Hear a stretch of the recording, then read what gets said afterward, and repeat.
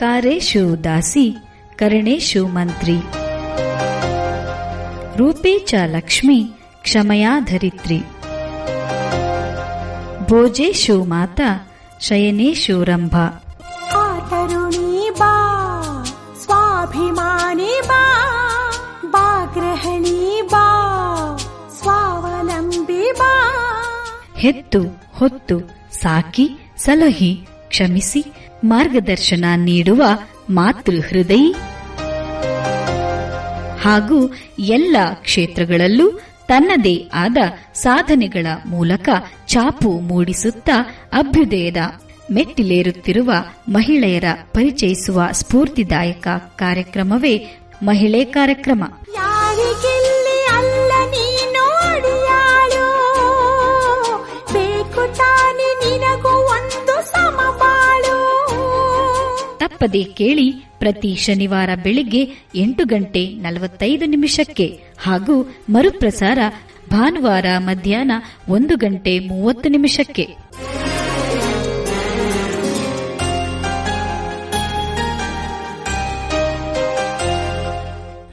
ಆತ್ಮೀಯ ಜನಧ್ವನಿ ಕೇಳುಗರಿಗೆಲ್ಲ ನಮಸ್ಕಾರ. ಇದು ನಿಮ್ಮ ನೆಚ್ಚಿನ ಹಾಗೂ ಮೈಸೂರಿನ ಮೊಟ್ಟಮೊದಲ ಸಮುದಾಯ ಬಾನುಲಿ ಕೇಂದ್ರ ಜನಧ್ವನಿ 90.8 ಕಂಪನಾಂಕದಲ್ಲಿ ಸರಗೂರಿನಿಂದ ಪ್ರಸಾರವಾಗುತ್ತಿದೆ. ನಾನು ನಿಮ್ಮ ಬಾನುಲಿ ಗೆಳತಿ ಅನಿತಾ ಸರಗೂರು.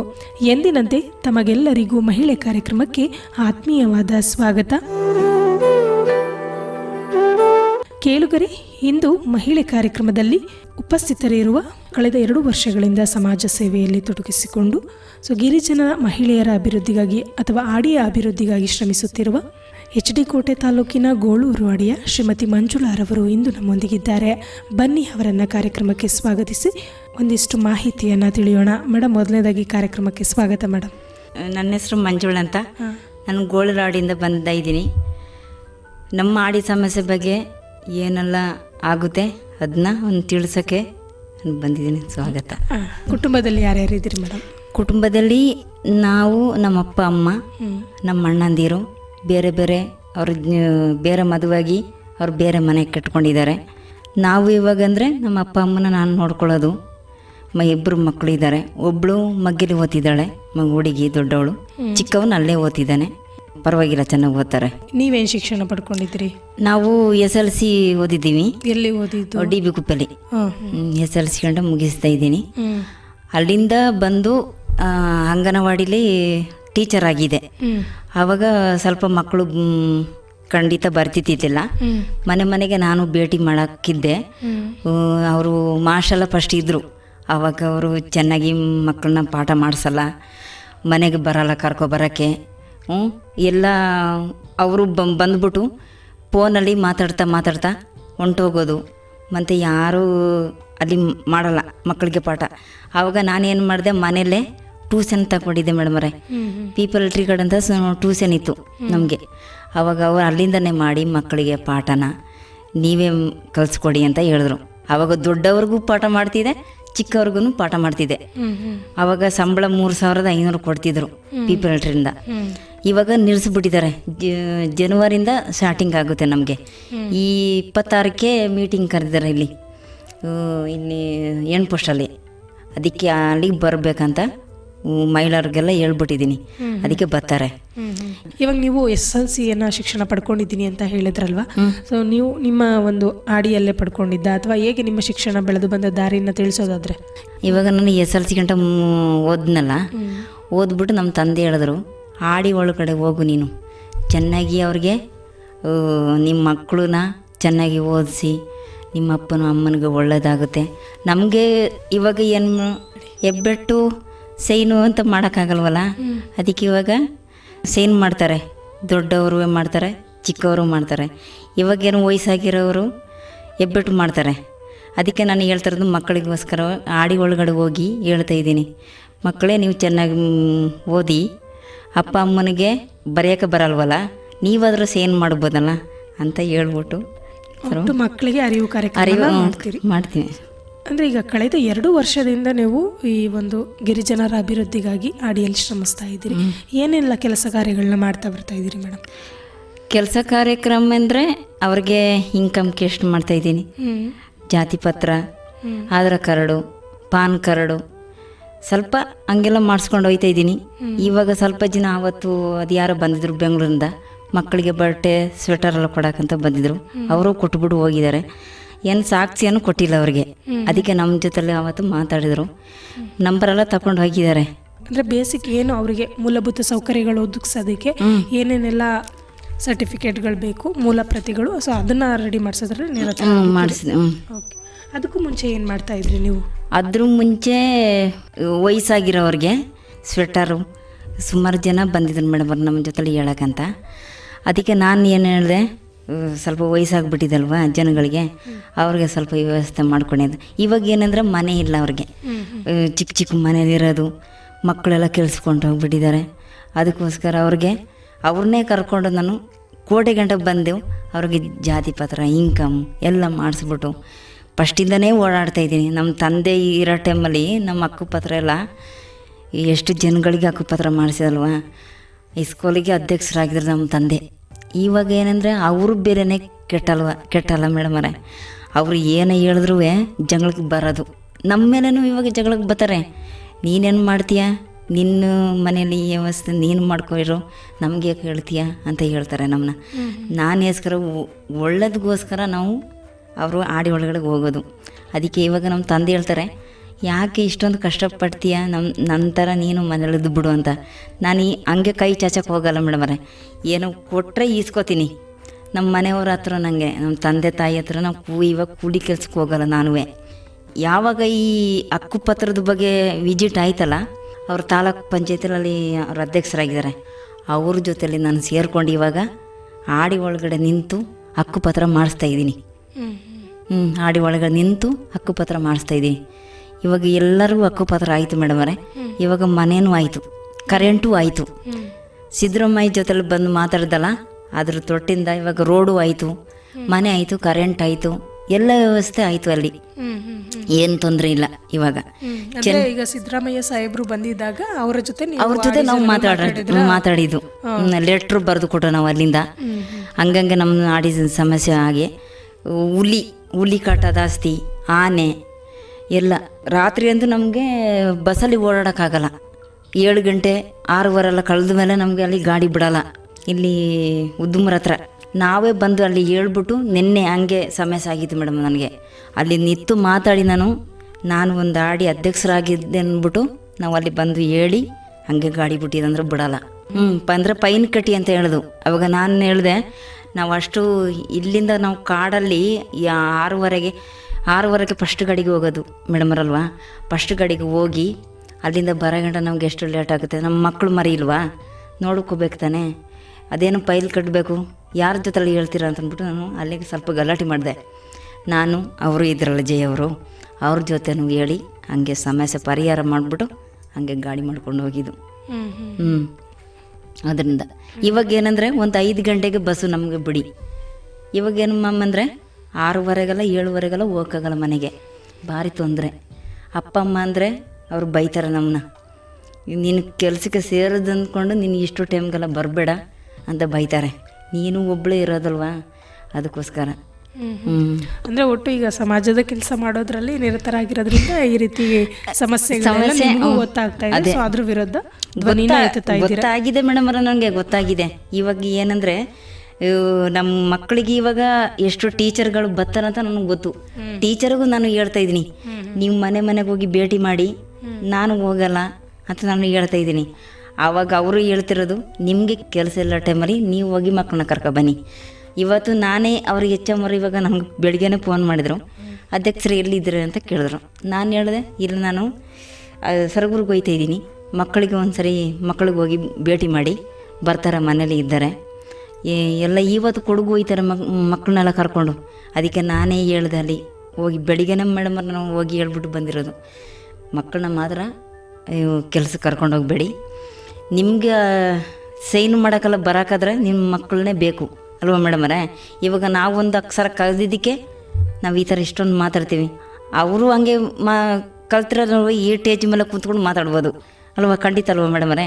ಅದಕ್ಕೆ ಅವ್ರ ಜೊತೆ ನಾನು ಹೇಳೋದು, ಈ ಥರ ನೀವು ಚೆನ್ನಾಗಿ ಅಭ್ಯಾಸ ಮಾಡಿಬಿಟ್ಟು ನಾವು ಹೆಂಗೆ ಮಾತಾಡ್ತೀವಿ ಹಂಗೆ ಬಂದು ನೀವು ಸ್ಟೇಜ್ ಮೇಲೆ ಕೂತ್ಕೊಂಡು ಮಾತಾಡಿ ಅಂತ ಅವ್ರಿಗೆ ಹೇಳ್ಬಿಟ್ಟು ಬಂದಿದ್ದೀವಿ. ಪೋಷಕರಿಗೆ ಮಕ್ಕಳ ಶಿಕ್ಷಣದ ಕುರಿತು ಅರಿವು ಕಾರ್ಯಕ್ರಮಗಳನ್ನ ನೀಡಿಸ್ತಾ ಇದ್ದೀವಿ. ಅಂದ್ರೆ ಕಳಿಸ್ತಾರ ಈಗ ನೀವು ಹೋಗಿ ಹೇಳದ್ಮೇಲೆ ಮಕ್ಕಳನ್ನ ಕಳಿಸ್ತಾರೆ ಮೇಡಮ್. ಎಲ್ಲ ಆಗಿದೆ. ನಾನು ಹೇಳ್ದ ಮೇಲೆ ತಕ್ಷಣ ನಾನು ಮುಂದ್ಗಡೆ ಬಂದು ಮಾತಾಡ್ತಾರೆ. ಇವಾಗ ಬರ್ತೀನಿ ಮೇಡಮ್ ನಡೀರಿ, ಅವ್ರ ಹಿಂದೆನೆ ನಾನು ಕರ್ಕೊಂಡು ಹೋಗ್ತೀನಿ ಅವ್ರ ಮನೆ. ಅಂದ್ರೆ ನಿಮ್ಮ ಆಡಿಯಲ್ಲೇನೆ ಶಾಲೆ ಇದೆ? ಆಡಿಯಲ್ಲಿ ಶಾಲೆ ಇದೆ, ಅಂಗನವಾಡಿ ಇದೆ, ನಲಿಕಲಿ ಇದೆ, ಸ್ಕೂಲು ಬೇರೆ ಇದೆ, 2 ರೂಮ್ ಇದೆ. ಇವಾಗ ಒಂದು TVC ಕಂಪನಿಯವರು ಒಂದು ಕಟ್ಕೊಟ್ಟಿದ್ದಾರೆ, ಮತ್ತು ಒಬ್ಬರು RHC ಕಡೆಯಲ್ಲಿ ಅವ್ರು ಬಂದು ಕಟ್ಟಿದ್ದಾರೆ ಒಂದು ಸ್ಕೂಲು. ಮತ್ತು ಇವಾಗ ಪುನಃ ಬಿಲ್ಡಿಂಗ್ ಒಂದು ಮಾಡೋಕ್ಕಂತ ಹೇಳ್ಬಿಟ್ಟು ಹೋಗಿದ್ದಾರೆ. ಅದಕ್ಕೆ ನಮ್ಮದು ಸೈನ್ ಒಂದು ಬೇಕಂತ ಅವ್ರು ಹೇಳಿದ್ದಾರೆ. ಇವಾಗ TVC ಕಂಪನಿಯವರು ನನಗೆ ಕೆಲಸ ಕೊಟ್ಟಿದ್ದಾರೆ ಮೇಡಮ್ರೆ. ಶೌಚಾಲಯ ಬಗ್ಗೆ ನೀವು ಮಾಡ್ಕೊಳ್ಳಿ, 4,000 ಕೊಡ್ತೀನಿ ಅಂದ್ಬಿಟ್ಟು ನಮ್ಮನ್ನ ಅಲ್ಲಿ ಕೆಲ್ಸಕ್ಕೆ ಇಟ್ಕೊಂಡಿದ್ದಾರೆ. ಆ ಕೆಲಸನೂ ಕೂಡ ನಾನು ಮಾಡ್ತಾಯಿದ್ದೀನಿ. ಶೌಚಾಲಯ ಅಂದರೆ ಕ್ಲೀನಿಂಗ್ ಮಾಡೋದು, ಅದರಿಂದ 4,000 ಕೊಡ್ತಾರೆ ನನಗೆ. ಅದರಿಂದ ನನಗೇನು ಅಂದರೆ ಇವಾಗ ನಾನು ಹೊರಗಡೆ ಕೆಲ್ಸಕ್ಕೆ ಹೋಗಲ್ಲ, ಅಪ್ಪ ಅಮ್ಮನೂ ನೋಡಬೇಕು, ನನ್ನ ಮಕ್ಕಳನ್ನೂ ನೋಡಬೇಕು ಅಲ್ವಾ. ಆ ಸಂಬಳನ ತಕ್ಕೊಂಡು ಇವಾಗ ನಾನು ಮನೇಲಿ ಅಷ್ಟು ಜೀವನ ಮಾಡ್ತಾಯಿದ್ದೀನಿ. ನಮ್ಮ ಅಣ್ಣಂದ್ರೆ ನಾನು ಈಸ್ಕೊಳಕ್ಕೆ ಹೋಗಲ್ಲ, ನಮ್ಮ ಅಪ್ಪ ಅಮ್ಮಂದು ನಾನು ಈಸ್ಕೊಳಕ್ಕೆ ಹೋಗಲ್ಲ. ಅವ್ರೇಂದ್ರೆ ವಯಸ್ಸಾಯಿತು, ಇವಾಗ ನಾವು ಅಂದ್ರೆ ನೋಡ್ಬೇಕು ತಾನೆ. ಅದಕ್ಕೋಸ್ಕರ ನಾನು ಇವಾಗ ಹೇಳ್ಬಿಟ್ಟು ಬಂದಿದ್ದೀನಿ. ಇವಾಗ ಅದೇ ನಾನು ಬೆಳಿಗ್ಗೆ ಬಂದು ಶೌಚಾಲಯ ತೊಳೆದುಬಿಟ್ಟು ಮಕ್ಕಳಿಗೆಲ್ಲ ಹಾಲೆಲ್ಲ ಕಾಯಿಸ್ಕೊಡಿ ಅಂದ್ಬಿಟ್ಟು ಹೇಳ್ಬಿಟ್ಟು ಈ ಕಡೆ ಬಂದಿರೋದು. ಅಷ್ಟೊಂದು ವ್ಯವಸ್ಥೆ ಮಾಡಿಬಿಟ್ಟು ಬಂದಿದ್ದೀನಿ ಈ ಕಡೆ. ಆಡಿ ಅಧ್ಯಕ್ಷರಾಗಿ ಯಾವಾಗ ನೀವು ಜವಾಬ್ದಾರಿಯನ್ನು ತಗೊಂಡ್ರಿ ಮೇಡಮ್? 2023 ಆ ಜವಾಬ್ದಾರಿ ತಗೊಂಡಿದ್ದೆ. ಅದರಿಂದ ಮಾಡಿಸ್ಕೊಂಡಿಲ್ಲ ನಾನು ಫಸ್ಟಲ್ಲಿ. ಇವಾಗ ನಮ್ಮ ತಂದೆಯವರು ಓಡಾಡ್ತಿದ್ರಲ್ಲ, ಅವ್ರದ್ದು ಮೂಲಕ ನಾನು ಕಲ್ತ್ಕೊಂಡೆ ಹೆಂಗೆ ಓಡಾಡಿದ್ರು ಅವ್ರ ಬಗ್ಗೆ. ನಾನು ಅವ್ರನ್ನ ಕೂರಿಸ್ಕೊಂಡು ಸ್ಕೂಲ್ ಮನೆಯಲ್ಲೇ ಮೀಟಿಂಗ್ ಮಾಡಿದ್ರು, ಚರ್ಚೆ ಮಾಡಿಬಿಟ್ಟು ಅಲ್ಲೇ ಕೇಳಿದೆ, ನೀವು ಹೆಂಗೆ ಫಸ್ಟ್ ಓಡಾಡ್ತಿದ್ರಿ, ಆಡಿ ಒಳಗಡೆ ನಿಂತು ಹೆಂಗೆ ಜನಗಳಿಗೆ ಮಾಡ್ತಿದ್ರಿ, ಹೋರಾಟ ಮಾಡ್ತಿದ್ರಿ ಅಂತ. ಹಂಗೆ ತಿಳ್ಕೊಂಡು ನಾನು ಇಳಿದು ಇವ್ರಿಗೆ ಇವಾಗ ಆಡಿ ಒಳಗಡೆ ಹೋಗಿ ಕಲಿಸ್ತಾ ಇದ್ದೀನಿ. ಈಗ ನೀವು ಒಬ್ಬ ಆಡಿ ಅಧ್ಯಕ್ಷರಾಗಿ ಆಡಿಯ ಸಮಸ್ಯೆಗಳನ್ನ ಕುರಿತು ಏನೆಲ್ಲ ಕಾರ್ಯಕ್ರಮಗಳನ್ನ ಮಾಡ್ತಾ ಇದ್ದೀರಿ? ಅಂದರೆ ಅಭಿವೃದ್ಧಿಗಾಗಿ ಇವಾಗ ಅವ್ರನ್ನ 10 ಜನ ಕರೆಸ್ಬಿಟ್ಟು ಮಾತಾಡ್ತೀವಿ ಅವ್ರ ಜೊತೆಲಿ. ಏನೆಲ್ಲ ಮಕ್ಕಳಿಗೆ ಇವಾಗ ಏನಂದರೆ ಅವತ್ತು ಕಾರ್ಯಪುರದಲ್ಲಿ ಮೇಡಮರೇ ಮಕ್ಕಳಿಗೆ ಪ್ರತಿಭಾ ಕಾರಂಜಿತ್ತು, ಅಲ್ಲಿ ಕರ್ಕೊಂಡೋಗಿದೆ. ಅದರಲ್ಲಿ ಜಿಂಕೆ, ಆನೆ, ಮೊಲ ಎಲ್ಲ ಬಿಡಿಸಿದ್ರು ಮಕ್ಕಳು ಚೆನ್ನಾಗಿ. ಅವ್ರಿಗೆ ಫಸ್ಟ್ ಪ್ರೈಜ್ ಬಂತು ನಮ್ಮ ಮಕ್ಕಳಿಗೋಸ್ಕರ. ನಾನು ಅದರಿಂದ ಅಲ್ಲಿಂದ ಬಂದ್ಬಿಟ್ಟು ಒಂದು 2-3 ದಿನ ತಿಂಗಳು ಕಳೆಗಂಟ ಮೀಟಿಂಗ್ ಮಾಡಿದೆ. ನಿಮ್ಮ ಮಕ್ಕಳನ್ನ ಕಳಿಸಿ, ಈ ಥರ ಪ್ರೈಜ್ ತಗೊಂಡ್ರೆ ಅಪ್ಪ ಅಮ್ಮನಿಗೂ ಒಳ್ಳೆಯದು, ಮಕ್ಕಳಿಗೆ ಒಳ್ಳೆಯದು ಅಂತ ಹೇಳ್ಬಿಟ್ಟು 2 ದಿನಕ್ಕೆ ನಾವು ಮೀಟಿಂಗ್ ಮಾಡ್ತಿದ್ದೀವಿ. 2 ಮೀಟಿಂಗ್ ಮಕ್ಕಳ ಅಭಿವೃದ್ಧಿಗಾಗಿ, ಶಿಕ್ಷಣಕ್ಕಾಗಿ ಏನೆಲ್ಲ ಪೋಷಕರಾಗಿ ನಾವು ಸಹಕಾರ ನೀಡಬೇಕು ಅನ್ನೋದ್ರ ಕುರಿತು ಅರಿವು ಕಾರ್ಯಕ್ರಮಗಳನ್ನ ಮಾಡಿದ್ವಿ. ಇವಾಗ ಏನಂದ್ರೆ ಮೇಡಮರೇ, ಎಲ್ಲ ಮನೆಗೆ ಶೌಚಾಲಯ ಇದೆ, ನೀರು ವ್ಯವಸ್ಥೆ ಇದೆ, ಏನು ತೊಂದರೆ ಇಲ್ಲ. ಇವಾಗ ರೇಷನ್ ಬರ್ತಾಯಿದೆ, ಆಡಿ ರೇಷನ್ ಬರ್ತಾಯಿದೆ, ಮೊಟ್ಟೆ ಕೊಡ್ತಾರೆ, ತುಪ್ಪ, ಎಲ್ಲ ಸೌಲಭ್ಯಗಳನ್ನು ಎಲ್ಲ ಕೊಡ್ತಾರೆ. ಅದರಲ್ಲಿ ಈಗ ಈ ಎಲ್ಲ ಸವಲತ್ತುಗಳು ಸರ್ಕಾರದಿಂದ ಬಂದ ನಂತರ ಸರಿಯಾದ ಪ್ರಮಾಣದಲ್ಲಿ ಸರಿಯಾದ ಜನರಿಗೆ ಸೇರ್ತಾ ಇದೆಯಾ? ಅಧ್ಯಕ್ಷರಾಗಿ ಅದರಲ್ಲಿ ನಿಮ್ಮ ಪಾತ್ರ ಏನಿದೆ? ಒಬ್ಬ ಗಿರಿಜನ ಮಹಿಳೆಯಾಗಿ ಅದರಲ್ಲೂ ಅಧ್ಯಕ್ಷರಾಗಿ, ಆಡಿ ಅಧ್ಯಕ್ಷರಾಗಿ ನಿಮ್ಮ ಜವಾಬ್ದಾರಿ ಏನಿರುತ್ತೆ ಮೇಡಮ್? ಆಡಿ ಒಳಗೆ ನಿಂತ್ಕೊಂಡು ನೀವು ಇಷ್ಟೊಂದು ಮಾಡಿದ್ರೆ ಒಳ್ಳೇದಾಗಲಿ ಅಂದ್ಬಿಟ್ಟು ನಮ್ಮನ್ನೇ ಬಂದು ಕೈ ಮುಗಿತಾರೆ. ಅದಕ್ಕೆ ಅದರಿಂದ ಸ್ವಲ್ಪ ಖುಷಿಯಾಗಿದೆ ನಮಗೆ ಇವಾಗ. ಇನ್ನೇನೆಲ್ಲ ಆಡಿಯಲ್ಲಿ ಅಭಿವೃದ್ಧಿ ಕೆಲಸಗಳನ್ನ ಮಾಡ್ತಾ ಇದ್ದೀರಿ? ಅಭಿವೃದ್ಧಿ ಇವಾಗ ಏನು ಮೇಡಮ್ ಅಂದರೆ, ಇವಾಗ ಹಕ್ಕುಪತ್ರದನ್ನೇ ಹೇಳ್ತೀನಿ. ಇವಾಗ ಜನಗಳಿಗೆ ಸ್ವಲ್ಪ ಜನ ಹಕ್ಕುಪತ್ರ ಇಲ್ಲ. ಇವಾಗ ಹೊಸ ಮನೆ ಕಟ್ಬಿಟ್ಟು ಮೇಡಮರೇ ಬೇರೆ ಕಡೆ ಇದ್ದಾರೆ. ಅದರಿಂದ ಮೊನ್ನೆ ಒಂದು ಸಮಸ್ಯೆ ಆಯ್ತಲ್ಲಿ. ನಮ್ಮ ಆಡಿ ಒಳಗಡೆ ಎಲ್ಲ ಸೇರಿಸ್ಬಿಟ್ಟು ಮಾತಾಡಿದೆ ನಾನೇ, ಬನ್ನಿ ಈ ಮನೆ ಬಿಟ್ಬಿಟ್ಟು ಹೋಗ್ಬೇಡಿ, ಇಲ್ಲೇ ಇರಿ, ನಿಮ್ಮ ಮಕ್ಕಳನ್ನ ಓದಿಸಿ ಚೆನ್ನಾಗಿ ಅಂತ ಹೇಳೋದಕ್ಕೆ ಅವರು ಇವಾಗ ಅಲ್ಲೇ ಹೊಸ ಮನೆಗೆ ಬಂದ್ಬಿಟ್ಟು ಇವಾಗ ಚೆನ್ನಾಗಿದ್ದಾರೆ. ಅಂದರೆ ವಲಸೆ ಹೋಗಿದ್ದವ್ರನ್ನ ಕರೆಸಿ ಪುನಃ ಹೊಸ ಮನೇಲೆ ಅಲ್ಲಿ ಏನಂದ್ರೆ ಮೇಡಮ್ರೆ, ಒಬ್ಬರನ್ನ ಅವ್ರು ತನ್ನ ಯಜಮಾನ್ರನ್ನ ಆನೆ ತುಳಿದ್ಬಿಟ್ಟು ಸಾಯಿಸ್ಬಿಟ್ರು.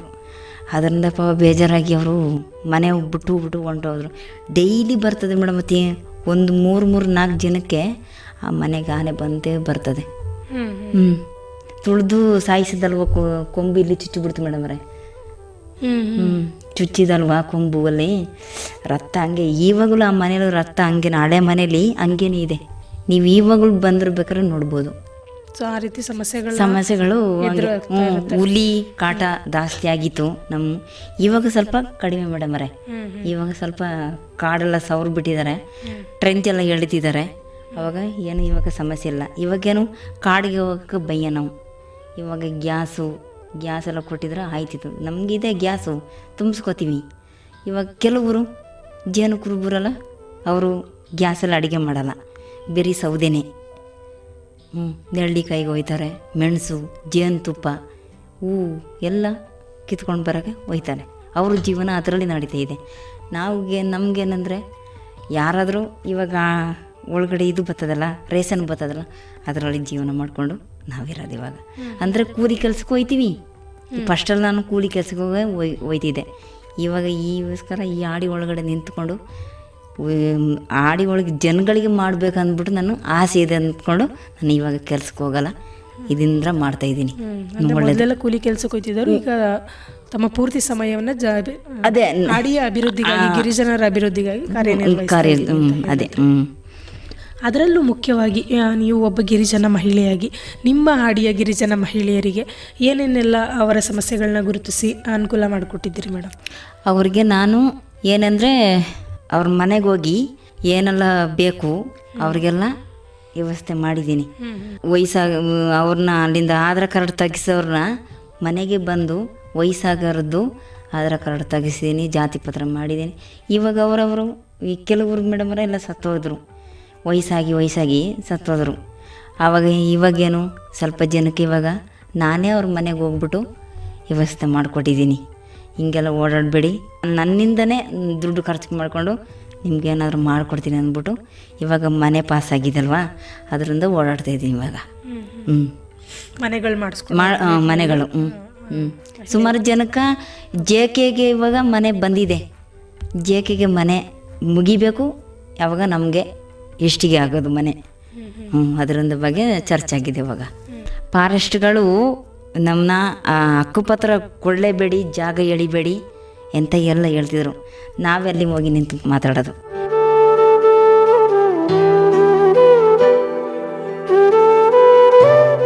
ಏನಂದರೆ ಇವಾಗ ನಮ್ಮ ಹಳೆ ಕಾಲದ ನಮ್ಮ ತಂದೆಲ್ಲ ತಾಯಿಯೆಲ್ಲ ಇದ್ದಾಗ ಹಾಸ್ಪಿಟ್ಲೇ ಇಲ್ಲ.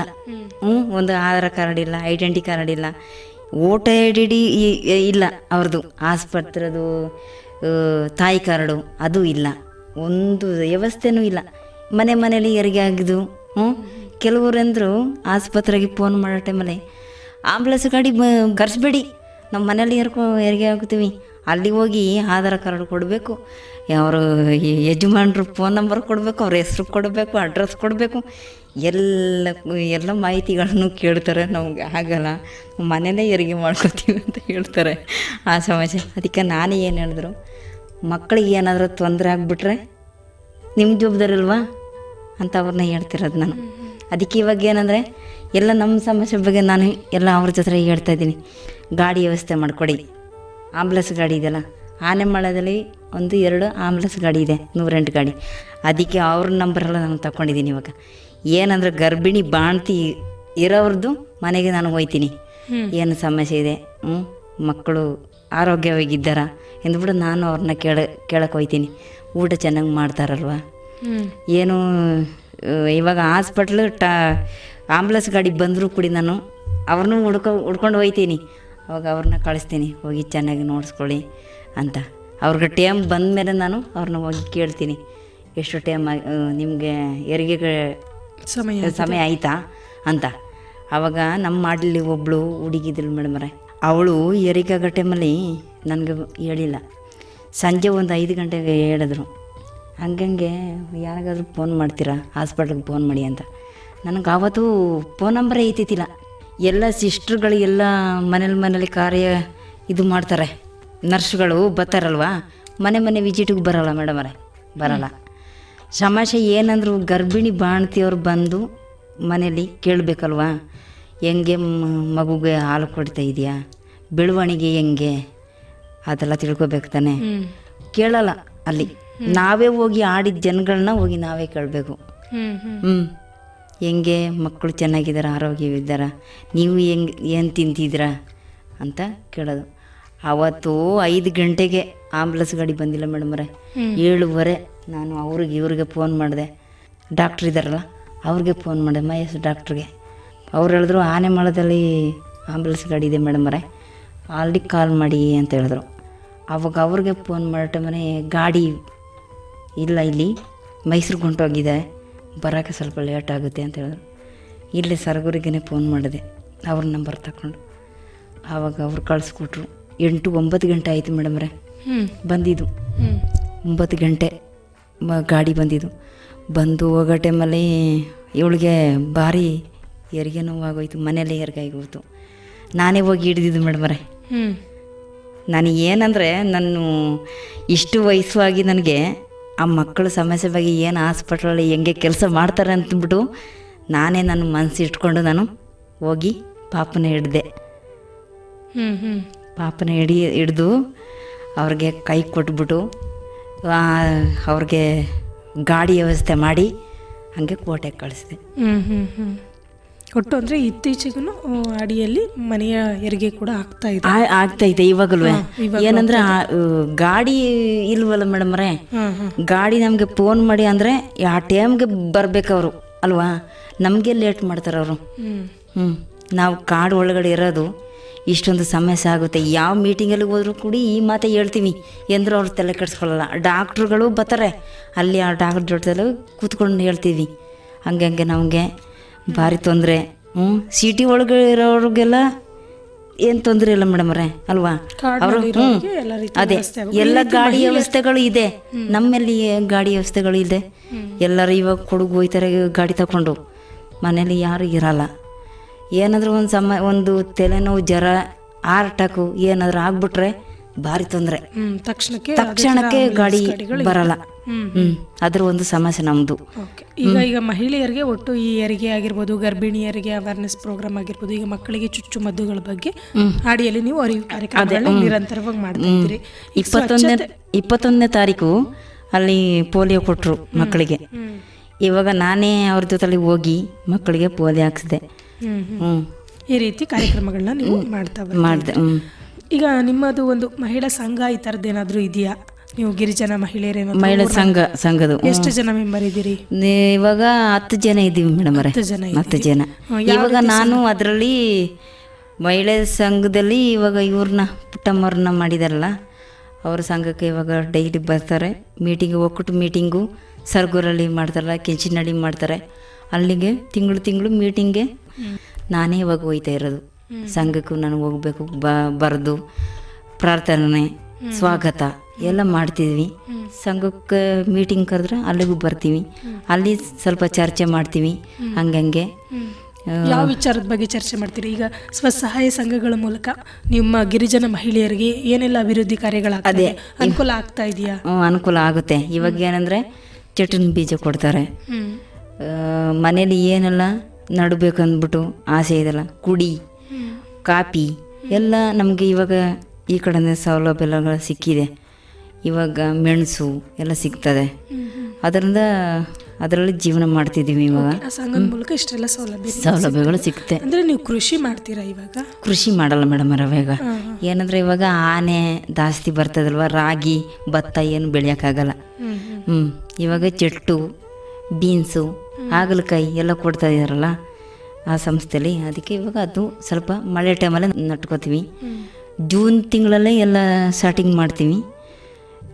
ಸೆಪ್ಟೆಂಬರ್ ತಿಂಗಳಕ್ಕೆಲ್ಲ ಮುಗೀತಲ್ವ, ಆವಾಗ ಏನು ಮಾಡಲ್ಲ. ಏನು ಮಾಡ್ತೀರಿ? ಅದೆಲ್ಲ ಹೇಗೆ ಮಾರುಕಟ್ಟೆಯಲ್ಲಿ ಇವಾಗ ಅದು ಗಾಡಿ ವ್ಯವಸ್ಥೆ ಈ ಕಡೆ ಬರ್ತದ, ತರಕಾರಿ ಗಾಡಿ ಎಲ್ಲ ಬತ್ತ, ಅದಕ್ಕೆಲ್ಲ ಕೊಡ್ತೀವಿ. ಎಲ್ಲ ಕೊಡ್ತೀರಾ? ಯಾವ ರೀತಿ ಕೃಷಿ ಮಾಡ್ತೀರಾ? ಸಾವಯವ ಕೃಷಿನ ಅಥವಾ ಗೊಬ್ಬರಗಳನ್ನ ಹಾಕುವಂಥದ್ದು? ಗೊಬ್ಬರ, ಸಗಣಿ ಗೊಬ್ಬರ, ಕೃಷಿ ಅದೇ ಅದೇ ಮಾಡ್ತೀವಿ. ಬೆಳೆದು ಹಂಗೆ ಗಾಡಿಗೆ ಅಷ್ಟು ಅವರು ಎಷ್ಟು ಹೇಳ್ತಾರೆ, 9 ರೂಪಾಯಿ ಹೋದ್ರೆ 9 ರೂಪಾಯಿ, 12 ರೂಪಾಯಿ ಆದರೆ 12 ರೂಪಾಯಿ ಕೊಡ್ತಾರೆ.